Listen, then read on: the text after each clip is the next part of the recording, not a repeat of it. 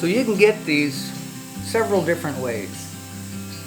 This one, of course, is heading towards the finished product. We just have the top to redo. It got caught in the rain right after moving from one building to the next, and I had to buff out the top, and we will use this this stuff. It's like the easiest finish in the world. It's got an excellent reputation, but it's probably the easiest there is to apply. I've got to just redo this top where it had gotten spotted. Got wet just shortly after it finished, and anyhow I had to redo it. But the tops, the seat itself, CNC cut, you can get it just as the blank, the top, just the top that you would finish off, just cut off the CNC machine, and this cut is spot on precise. Okay, you have to finish the middle and clean that up, but so that's one way you can get it, or as a kit, which would be the top with the legs fitted into it and the rungs that are, if it gets rungs, but with the legs fitted into it, and that would be the two different styles as far as the unfinished, just the top blank, or the kit that would have the legs and the rungs, or as a finished product. Now the wood type, this one is black walnut, really cool, very nice, kind of spendy. But you can also get it as white pine, which works exceptionally well. You can do some really artsy stuff with the white pine as far as finishing. You can also get it as a white cedar. We can get some really large and then fairly physically light out of the white cedar, because it's not nearly as dense as this black walnut stuff. And then anywhere in between, as far as the shape or the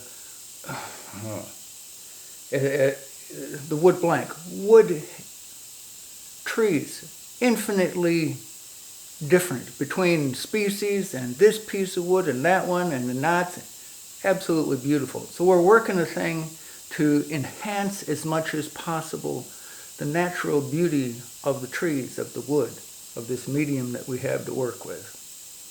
So we'll put the finish on this second, or just refinish it, because like I say, it got wet. If it had had enough time to dry, the little rain spots never would have bothered.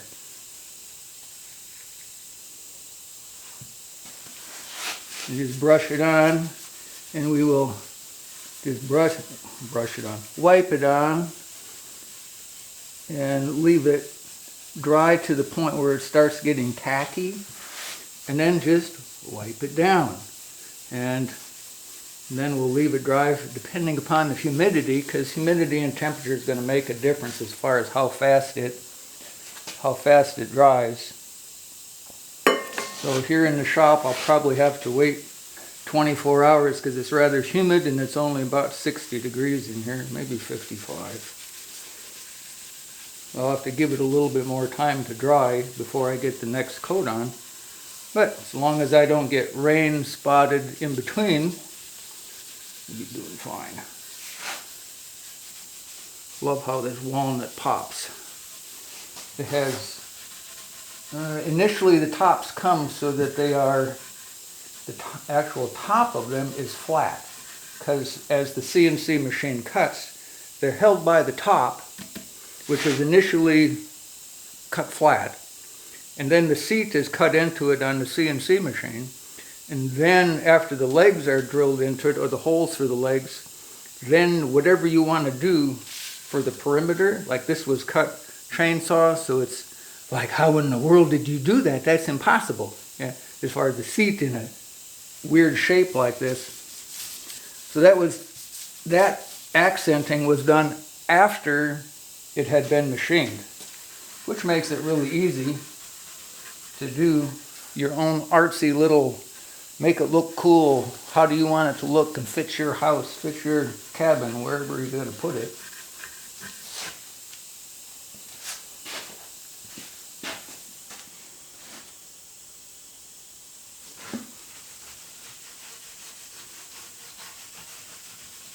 Infinite options, what you have.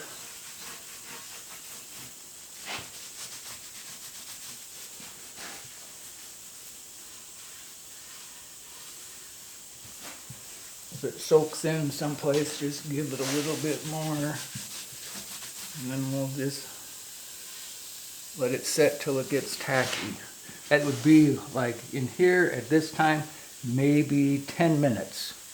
Usually it's enough time where you can put, always on something this size, where you can coat the whole thing, give it a coat over the entire piece, and then you're usually just a couple minutes behind starting on the beginning point and then wipe the thing down.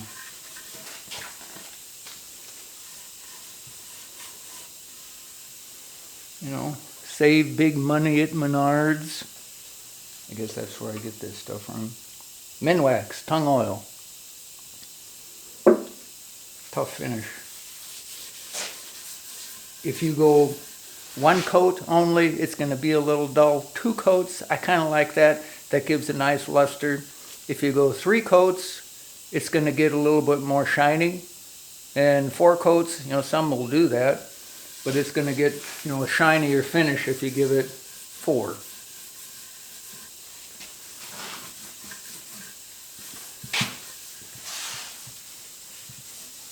There, we'll just let that dry for a little bit now. Should be dry enough to wipe down now. Oh yes, that's about perfect. Just has a little bit of tackiness to it. Now, something I should say about how these things are cut. The actual seat cut, this, okay, it's a one size fits all. And actually it's, seems to work out really good there. If you're a little bit smaller bone structure, it's still comfortable. And yet the impinging point on people, let's see, it's the actual hip bone. If they're cut deeper, we can go, I'll back up. This one, if you go straight across here, from this line straight across, this one is cut 2.5 inches deep. You're never going to have a bone impingement point if it's just in that 2 inches deep. If you go 3, 4, 5, we can go up to 6 inches deep with this seat cut here. That's where the hip bones, you'd have to be a really big bone structure. And it's not pounds and ounces, it's the bone structure that's the impinging factor.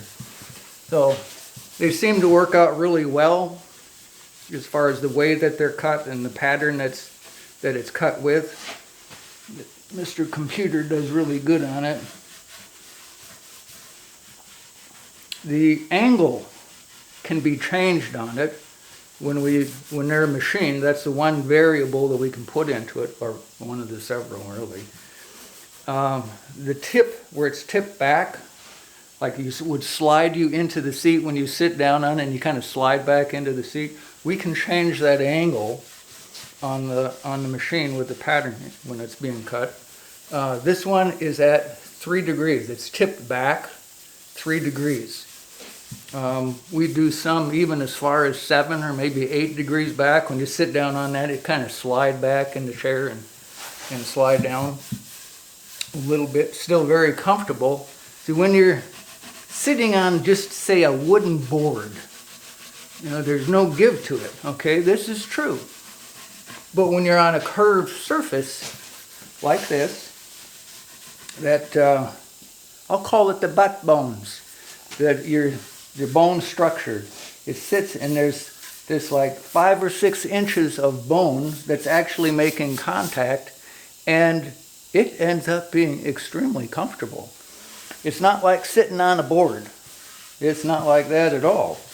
It's when you sit on a chair, any chair, cushions or whatever, there's a point when you sit there, nothing's moving, nothing. At that point, and if you're really comfortable, you could be sitting on what? Concrete, almost, except the concrete would be cold. You could be sitting on concrete because nothing's moving. So when you find that spot, and that's what I think we found with these, with the pattern that's being cut, where it's supremely comfortable. The chair that you want to sit in because it's, oh, that feels so good. Well, anyhow.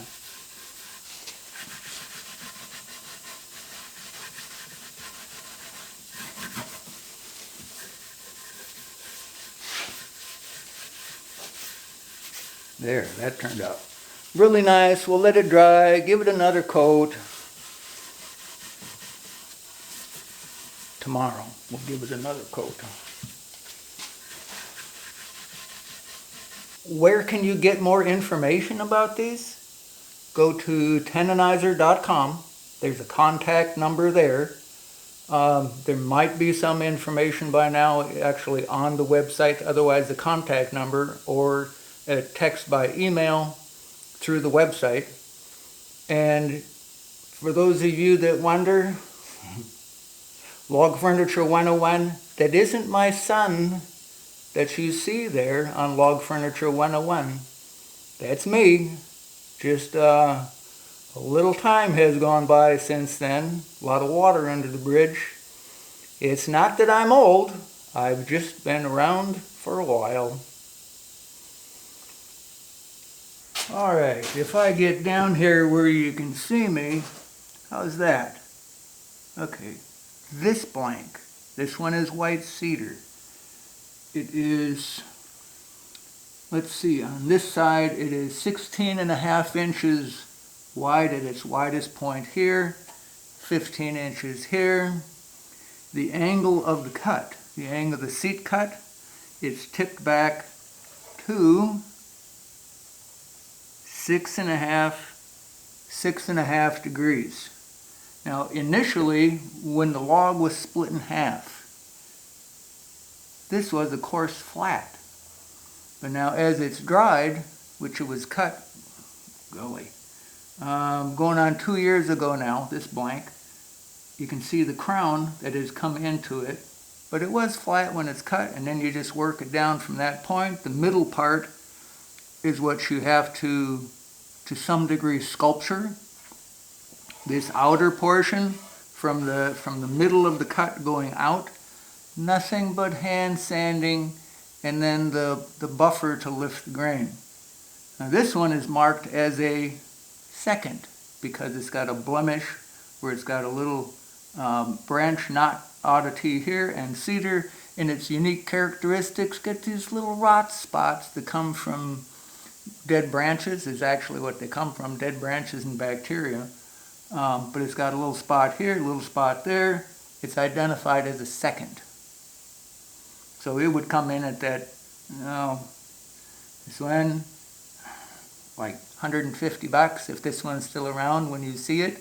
But that'll give you an idea of how they initially start. And this, like I say, this whole stretch here, this whole outer portion, don't do anything but hand sanding there. Don't use an orbital sander. No way. It'll do stuff that you cannot undo. So just by hand, and then this middle portion can be sculptured, and then you're free to do whatever on the rest of it. Just hand sand here only. Okay? Okay. Questions? I'm sure I'll think of more answers later.